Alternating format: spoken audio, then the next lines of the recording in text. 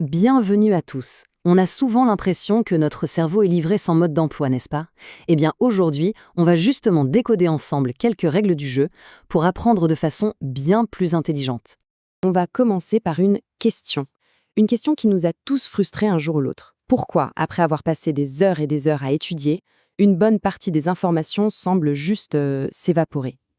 C'est une expérience quasi universelle. Mais la bonne nouvelle, c'est que ce n'est absolument pas une fatalité. Alors, première étape, comment le cerveau apprend-il? Pour devenir un meilleur joueur, il faut d'abord comprendre les règles du jeu. Ok, la toute première idée reçue qu'on doit laisser tomber, c'est que le cerveau est une sorte d'éponge qui absorbe passivement l'information. En réalité, c'est beaucoup plus proche d'une boîte de Lego. Apprendre, c'est un processus actif. Il s'agit de construire des connaissances brique par brique en connectant les nouvelles infos à celles qu'on a déjà.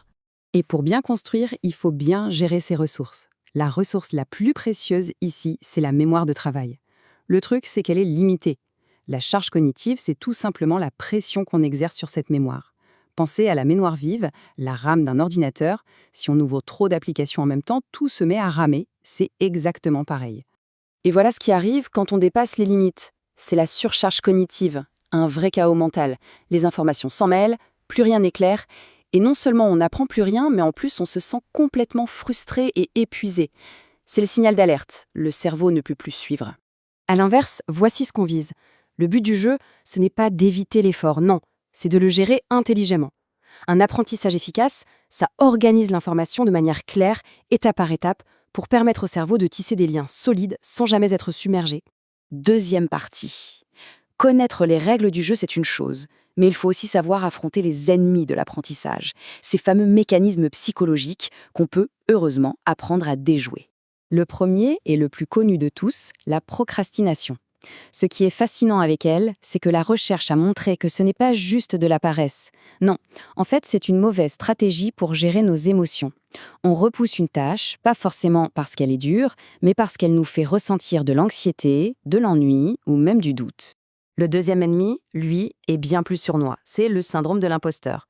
Vous savez, cette petite voix intérieure qui nous souffle qu'on n'est pas à la hauteur, qu'on va finir par être démasqué. Ce sentiment de doute permanent peut complètement saboter nos efforts et nous empêcher de prendre des risques alors que c'est essentiel pour apprendre. Et enfin, le troisième adversaire, cette paralysie qu'on ressent parfois avant même de commencer une tâche. Le projet a l'air tellement énorme, tellement intimidant qu'on ne sait juste pas par où débuter. Et ce sentiment d'être submergé nous paralyse avant même d'avoir écrit le premier mot. Ok, troisième partie. Maintenant qu'on a identifié les obstacles, passons aux solutions. Et pour ça, il faut s'attaquer au cœur du problème, l'oubli. Regardez bien ce chiffre, il est stupéfiant. Le psychologue Hermann Ebbinghaus a démontré que sans un effort conscient pour consolider ce qu'on apprend, on oublie environ 70% des nouvelles informations. Et ce, en seulement 24 heures.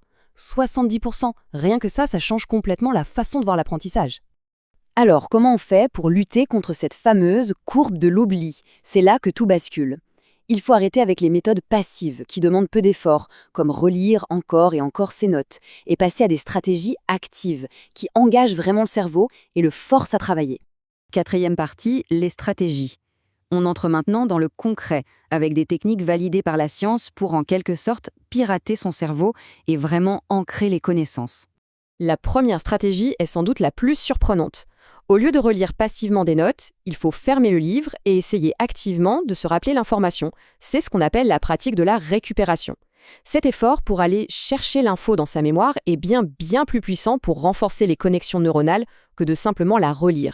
La deuxième stratégie, elle, s'attaque directement à la courbe de l'oubli.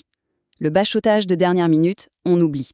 La méthode qui marche, c'est la répétition espacée. Ça consiste à réviser une information à des intervalles de temps de plus en plus longs.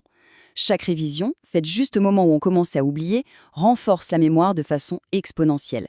Voici une compétence souvent sous-estimée, mais elle est absolument cruciale. La métacognition, c'est l'art de penser à sa propre façon de penser. C'est prendre du recul pour s'auto-évaluer. Est-ce que j'ai vraiment compris ce concept? Quelle est la meilleure stratégie pour moi? En gros, c'est devenir le pilote de son apprentissage et pas juste un simple passager.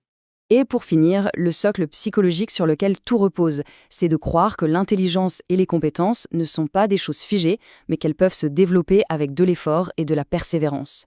Cet état d'esprit de croissance, c'est ce qui donne la résilience pour surmonter les échecs et voir les défis comme des opportunités. 5e et dernière section. On rassemble tout ça pour se constituer une véritable boîte à outils prête à l'emploi pour n'importe quel défi d'apprentissage. Alors, si on résume cette nouvelle approche, ça donne quoi? Eh bien, on construit activement ses connaissances, on gère sa charge cognitive, on pratique la récupération, on espace ses révisions, on analyse sa propre méthode. Et surtout, on cultive un état d'esprit de croissance. Le point le plus important à retenir de tout ça, c'est que la compétence la plus fondamentale, c'est d'apprendre à apprendre. Ce n'est pas juste une liste de trucs et astuces, c'est un véritable ensemble d'outils pour façonner son propre esprit. Et donc, pour en revenir à notre métaphore du début, si le cerveau est bien un constructeur et que l'on possède maintenant les meilleurs outils, la seule question qui reste, c'est qu'allez-vous construire avec ?